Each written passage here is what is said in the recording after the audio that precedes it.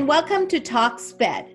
Today we are in conversation with a panel of early intervention and preschool service providers who work with the public education system here in California. And we have a psychologist, a special ed school teacher, and a speech language pathologist with varied experiences. So welcome to all of you, and let's begin with Tiffany. Tiffany is a psychologist who is supporting the preschool assessment team. Tiffany, can you tell us a little bit about what does that look like? And if I have a child who's turning 3, that is when I'm contacting the school district, right? Here in California and the US. So how does all this begin for me as a parent? So coming from early intervention, your support team there, the IFSP support team, will refer your child to us, the school district team. And the school district team is typically made up of myself, school psychologist, a speech therapist, and a special education teacher. With the assessment process, we conduct parent interview, we do play observations to be able to assess where the students' skill levels are in all areas of development. And services, early start intervention, it may be more towards in-home services and more geared towards one-on-one intervention, whereas in school district, it's more classroom environment. So you'll have a specialized education teacher with assistant support, paraprofessionals as assistants in the classroom, and classroom size, it might be a larger classroom or a more specialized day classroom. So those are sort of a range of services that are available in the school district. Thank you, Tiffany. That is very helpful. So once a child is found eligible through the assessment process, like you mentioned, the range could be various. Just an individualized service, could be a speech and language, or could be a classroom. So let us hear from Michael, who's been a teacher for more than 15 years. Michael, tell us a little bit to a parent who's trying to understand what are these services now that I've gone through assessment. I know my child needs specialized academic services or school services. What do they look like for preschoolers? So pre-COVID, most classrooms would start with the child actually entering the classroom, and how the day looks could be highly structured depending on the classroom. As Tiffany had said, could range from the size from 4 students all the way up to possibly 10. It depends, but the day is highly structured, so it would have a variety of different activities that are going on. Could be tabletop activities where you're working on pre-academic skills, but as well as could be fine motor skills like cutting. We also have opportunities where we'll have circle time, which will work on pre-academic skills, a variety of things that the child's going to need to work on when they do go to kindergarten, and the expectation is they'll have those skills, as well as doing social activities on the playground, could be in the classroom. A lot of times it's play-based. So you have those opportunities, as well as a variety of other different things like snack time, where we're asking for specific language. In a post-COVID world, majority of that is kind of condensed in a virtual world. So it could be doing a variety of things. The classroom would tend to be shorter because the expectation of the child is going to be less to be able to stay online or screen time. But you'll have all those opportunities where speech will join in a lot of times, as well as trying to do some occupational therapy type of activities. Yeah, wonderful. Thank you, Michael, for that comprehensive idea of, so if a child is in a classroom setting, that means they have that need for that global support. So you're supporting in the physical, social, emotional, cognitive, and self-help skills for the child. So you're addressing all those things, but in a fun way. And now in the post-COVID, we're talking about how we're supporting parents to help them understand some of this, and we'll get into that in a minute. Let's talk to our third panelist here, Penny, who is a speech language pathologist for more than 10 plus years, right, Penny? And share with us a little bit about what is the role of a speech language pathologist, and how do you provide services for the young ones? Great. So the services that I provide before COVID would be, I would go into the classroom, like Michael has said. There's classroom activities that is language rich in asking questions, answering questions. But when it's COVID times, we have services that we provide online. We call teletherapy. So students for the preschool program would either get one of three types of services. Usually it's either individual services, group services, or both, group and individual services. And speech and language services are a support for the classroom and for the student also. Right. Yeah, wonderful. Thank you for sharing how you provide. And I know everybody has been so creative about how they can support, and you really haven't had much time to prepare, but just jump right into this teletherapy and how you're supporting families. So what stands out to you in terms of how you're supporting families during the COVID time, and how you're supporting parents?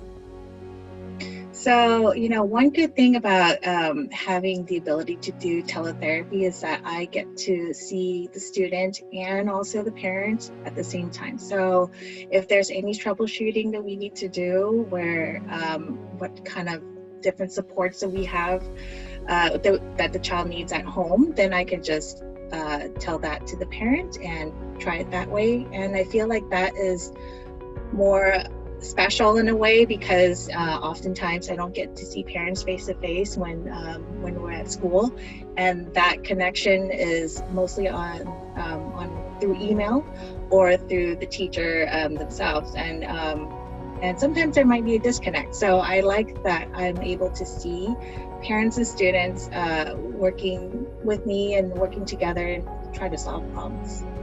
Wonderful. Yeah, there is a silver lining to this. I think I've heard that from a lot of therapists, that the connection between the families and the parents and being able to problem solve has been wonderful for sure. Michael, what stands out for you in the COVID time? How are you supporting families right now? It's been actually trying to support them in understanding actually and how difficult this process is, but as well as actually understanding actually that we as a team actually are here to support the parents kind of along the way, and understanding actually what is what's being asked of them, as well as actually what is being asked from us, and that we're here actually to support you and just ask questions as if you have concerns. That's making right. sure that we can support you. Yeah, no, that's very well said. I think that whole process of that, this is a team of, support providers. We are here to help the family take that next step, connect, and, help their child. So with the COVID, I know assessment has been an issue and very challenging. So Tiffany, do you want to share a little bit more about how you're coping up with the assessments in this time? Yes, absolutely. We've had to shift and adapt quite a bit with virtual assessments. As everyone has said, I'll echo that the parent and the specialist collaboration has been very vital in getting all that information that we need as far as the assessment process goes. So we rely heavily on parent input, parent completed questionnaires, things like that. We we're having to meet multiple times to make sure that we're getting as much information from the parents as possible, as well as setting up play sessions where parents are facilitating the play. As opposed to, pre-COVID times, we would be able to interact directly with the students themselves. So that's been, challenging, but at the same time, again, having that rapport and having that relationship with the parents has been very helpful to guide them along through this process. Thank you so much, Tiffany, for bringing that up. Yes, I totally can relate to that. Michael, anything that stands out to you as a way that you're supporting and you would continue that support even after COVID? Yeah, I mean, we've created a website that helps actually with that process of having those resources there at your fingertips 24/7 that you can access actually at any time. We have teachers actually that use their preschool circle time actually, as well as speech therapists that have put things together that you could help actually with working on speech, as well as occupational therapists that have put together projects for the child actually, as well as actually the parents to work on at home actually, that are great resources.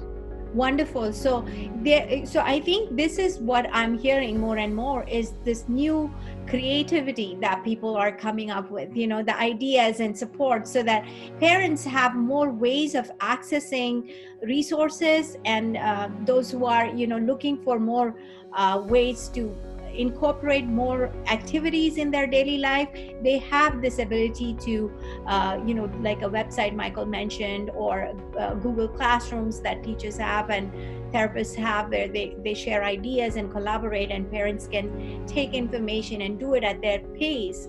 Also is a wonderful asset for preschoolers. They're not early risers, we all know that. So I've seen a lot of families, they're in the bed and in their comforter, but still listening to the circle time. And those are really cute moments of, gives us what Penny shared earlier about those, connective with the families and really trying to problem solve in that moment. I've seen a lot of my therapists do that wonderfully, and I really am in awe of the creativity that is coming out from our teachers and parents, and collaboration, Tiffany, like you mentioned, even right from the get-go, right at the assessment point. So Penny, anything stands out for you that you're using during therapy or in the COVID times when you're communicating with parents? Well, one good thing is that I'm able to do therapy and show parents exactly what I'm doing, because sometimes it's a mystery to parents, I think, like what we do, but now they get to see it. And one of the things I have is I have this core board, and you can see these are colors, these are sizes, and I use this in my classroom, group time, individual time, and parents also have access to this at home. We give one to each student, and they can use this with their own student, their own child with the teachers if they have their circle time. So it's really wonderful to see how some of the students just pick it up so quickly too. Thank you, Penny. Yes, and I think this is what we're all doing during these COVID times, is trying to support our families the best we can, and we really value their struggles and appreciate their efforts. We value their efforts and really understand that it is not easy. They are not teachers and they're not therapists, so they're doing their best, and unless I think it's a teamwork from all of us together, helping our parents through this COVID time, and hopefully soon it'll be behind us, and we'll be back to doing the fun things the way we like to do.